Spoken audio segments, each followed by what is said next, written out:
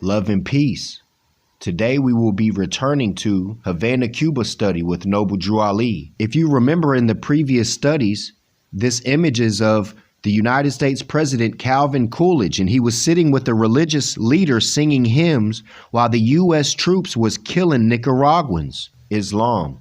Special to the Daily Worker, Havana, January 16th, by mail, declaring that Bergia's diplomatic prudence will prevent the real problems of America from being put forward at the Pan American Conference. The Party of Cuba has issued the following appeal to the workers of Cuba. All power to the workers, to the people of Cuba in general, and to the workers in particular. In connection with the holding of the 6th Pan American Conference, the Central Committee of the Party of Cuba believes in its duties to direct itself to the masses and adopts the mediums of this handbill. The only possible medium for free expression of thought at present moment in the Cuban democracy. Wall Street, real enemy. And we went over that reading. Wall Street, real enemy. The Party of Cuba is not opposed to the Pan American Conference as such. That conference would be good if it provided a forum for expressing freely the interest of the peoples of America. In that case, it would be an anti-imperialist conference because the common enemy of Latin American people and even the people of United States itself is the imperialist capitalism of Wall Street, supported and protected by the policies of the White House. But the very presence of the cunningly selected U.S. delegation composed of full-fledged representatives of the Yankee oligarchy and open enemies of Latin America, the very presence of Coolidge, whose sinister policies of expansion is well enough known, indicate quite clearly what the character and consequences of the conference will be. Coolidge holds out his hand at Havana to the so-called delegates of the American people, and at the same time his foot crushes out liberty in those countries represented, and especially among the working masses. Hide problems. Bergia's diplomatic prudence will prevent the real problems of America from being put forward in this conference. Only by accident will the fertile voice of some Latin Americans resound through the suffocating and oppressive atmosphere of the conference hall. There is, of course, always the chance that such a thing will occur. In that case, the division of opinions in the company participating in the great farce will hear testimony to the undeniable and perennial contradiction between imperialist oppressors and the oppressed colonial peoples. Coolidge, 100% Pan-American, will participate in the inaugural session of the Havana Conference. Coolidge is a Pan-American of that school of Pan-Americanism, which proclaimed the principle of no intervention on the part of any European state in the internal affairs of the states of America. That's United States, and they're a European state. What are the proofs of his fraternal feeling, of his respect for that principle, of his Pan-Americanism in a word? They are these: absorbing Puerto Rico, violating Santo Domingo, oppressing Haiti, agitating the Tanganyika, controversy between Chile and Peru, struggle with the Royal Dutch for oil wells in Venezuela, campaigning against Mexico, sending an ambassador, an agent of the House of Morgan, and supporting every tyrannical government in America which is willing to place itself at the service of Wall Street.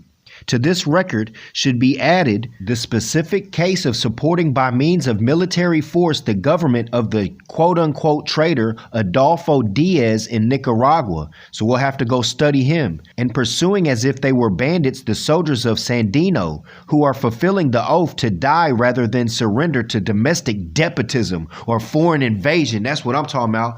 But y'all need to realize me putting this information out puts me at risk. But he said they willing to die against domestic despotism or foreign invasion, indeed, cloaked for imperialism. As for Cuba, enough is already known, principally by the working class, of the good which has been brought us by the Pan-Americanism of Coolidge, under which American imperialism hides itself, which it's United States imperialism. It's not American. The instrument of European imperialism, the president of Cuba, has been extremely efficient. Machado is a Portuguese name and means hatchet. Portugal always putting people behind the throne. Machado is well named. He has been a hatchet for the Cuban proletariat, a weapon at the same time sharp and heavy, which smashes what it cannot cut off. But we must not forget that after all, the hatchet is only an implement.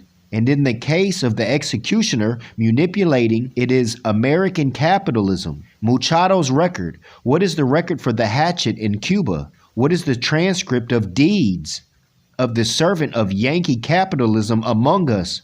He goes to Washington to put himself at the feet of his master and to promise solemnly that there will be no strike in Cuba, which will last 24 hours. The impoverishment of Cuba in order to protect Yankee interest, curtailment of the sugar crop, and consent to contract labor from abroad while there are 100,000 men without work in Cuba and the population is dying of hunger, ruthless destruction of labor organizations, and assassinations of workers and peasants, agreement with the American Federation of Labor to create in Cuba a branch of that yellow organization which will support the present Cuban dictatorship, indefinite maintenance and power of an iron tyranny, brutal and injustice interference in the student conflict here, waste of the public funds with ornate edifices to hide the general poverty of the people, hypocrisy revealed. All this is going on in the North American territories as well. Hypocrisy revealed. Such is in brief the record of services accomplished for the master, who now comes to our country to receive attentions and to give his baton the back to the faithful servitor. Giving the baton back to the faithful servitor. You know, that makes me think about in regards to Noble Drew Ali receiving a mandate. And this Coolidge is acting like he a slave master. It's going back to the rightful owner, the patent, which is Noble Drew Ali, the mandate. That's the way I hear it. To the faithful servitor. This is the significance of the Pan American Conference and the visit of Calvin Coolidge. And while hypocrisy and wickedness hold sway, while the cunning greed of the imperialist center embraces the traitorous selfishness of false leaders of the colonial slaves, what will you do, people of Cuba? You will be impotent, hungry, wild with rage, eating your heart out with misery and misfortune. We read that before. You will watch the caravan of frock coats, full dress uniforms, decorations, emblems, and Burgess banners pass through the richly decked out Capitol. And among those who march, you will think you see someone who perhaps only comes disguised as a participant in the tragicomedy, but who really carries with him the hope and the true voice of his people. That was Noble Drew Ali, of the people of America and the people of Moorish America. And you will want to, you cannot help, cry out the terrible words: Puerto Rico, San Domingo, Haiti, Panama, Nicaragua, and Moorish America.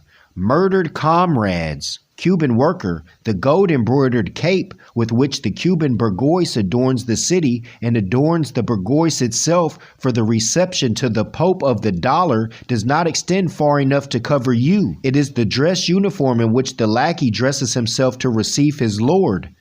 Those speak of gold have not been sufficient to leave anything for you. What reaches you is the hurt of the fang, which the treachery and selfishness of those who govern you have not yet cleansed of the specks of blood of your murdered comrades. There were victims of the Yankee plutocracy. He who laid them low is the slave of the plutocracy. That plutocracy has the general headquarters, Wall Street, and a political representative, Calvin Coolidge. Do you hope for anything from the gathering in which this monster, Yankee capitalism, and this representative, the President of the United States, handpicked the delegates of slave governments and the people enslaved against their will? Nothing worthwhile can come from it. The real problems of America will not be settled in the Pan American Conference. That's what they thought until Prophet Noble Drew Ali showed up. Remember, not one United States president returned until Barack Obama after this happened. Honors Ali. If those problems are presented in all their crudity, there is one benefit which would be derived from it: the clash between the naked truth and hypocrisy, unmasking one for all the policy of Washington with respect to Latin America and Moorish America in all lands. Aside from that remote possibility, nothing can be expected. There can be no concord between oppressed people and the representatives of their oppressors and dictators. Only through the struggle of the workers and peasants can the peoples of America obtain their liberty. Only the working masses can impose upon America and upon the world, as been done in the Union of Soviet Republics, a regime of peace among nations, in which there are either oppressors nor oppressed. Havana, January 1928. I have a few more short clips and then I can get us out of here. And then it'll be time for questions and answers. Keep in mind, we was just talking about the Wall Street and stocks, and this is on the same page as what I just read from. And they're speaking about the damn stocks. Morgan moved to control Bank of Mexico. Remember they was just speaking about Wall Street, you know, the stock market and all? Morrow is to arrange financial deal, and this has to do with South America. Reports appearing in the local press state that J.P. Morgan and Company intends to purchase the unsold stock, which is Wall Street, of the Bank of Mexico, amounting to about $20 million. The return of Dwight Morrow, ambassador to Mexico. And keep in mind, Havana, Cuba, their castle there is called Castle Morrow of the Three Magi. Go look it up. But this is J.P. Morgan, and they're talking about the stocks with the damn Wall Street. House of Morgan from the Havana conference is rumored to be connected with the proposed deal. Jose Mascarenas, general manager of the bank, did not deny the reports of the loan. He stated, however, that he did not believe that such a deal would be favorable to the bank, of course. Mascarenas said that the Mexican government holds 51% of the stock of the bank. Now, here's the proof that Calvin Coolidge bowed down to all the stuff they were saying, and Noble Drew Ali stood supreme. Get your sifters going. Coolidge wins cheers of statesmen by declaration for self-government as he opens Pan American Conference. President evokes ovation as he proclaims equal rights of nations. But they're not doing that today. Equal rights of nations, but they're intervening in other nations' affairs, especially the Moorish Americans in Moorish America, and they're demanding self-governance. But now if you say you're self-governing or anything about the Constitution, they're saying you're anti-government and all this. But he just said, President evokes ovation as he proclaims equal rights of nations. And the Moorish Americans are a nation, but they're violating them publicly in all these newspapers, calling them sovereign citizens, saying they think that they can live life without being subject to other nations' laws. And that's what they decided here, that nations cannot intervene in other nations' affairs. You can't sit there and enforce your policies upon another nation and say they are subject to it, because there was an ovation made by Calvin Coolidge at Pan American Conference 1928, Noble Drew Ali being there, and the ovation is that he proclaimed equal rights on his side to all nations. So where's the recognition? Where's the self-determination? The meeting was determined upon by the Havana Pan American Conference, which condemned war as an instrument of national policy and declared for the pacific settlement of conflicts between states or nations. It is expected that the multilateral convention providing for both arbitration and conciliation will be concluded between the 21 nations, including the United States, which will participate. And that was the Kellogg Compact. All nations, I'm talking about all in Europe, Asia, all of them made this Kellogg Compact. I want to show you this, though, how you're a participant to it. The Moorish Americans. Congratulating the United States for the brilliant success achieved at Paris on behalf of world peace, the government of Honduras formally notified the State Department yesterday of its decision to adhere to the Kellogg anti-war treaty. Remember, in the previous studies we have on this playlist, I was speaking to you and showed you how you can either give an oral notification at the Havana conference itself, which Noble Drew Ali did by showing the Moorish flag and the U.S. banner, or you can send to the State Department a short affirmation of perpetual peace of this Kellogg anti-war treaty. But here's what I want to show you too. Honduras makes the 25th of the 49 nations invited to adhere to the pact to signify unofficially their decision to become a party. 9 other nations has unofficially signified their intentions to adhere. With the 15 original signatories, 49 nations now have committed themselves in favor of the pact. So the 15 signatories, but the rest of the nations, they just had to give their affirmation. And that's what happened with Noble Drew Ali. And you're not supposed to intervene or hurt any other nation unless they're backing you into the corner. I hope that you enjoyed the demonstration and the read-through, Moors.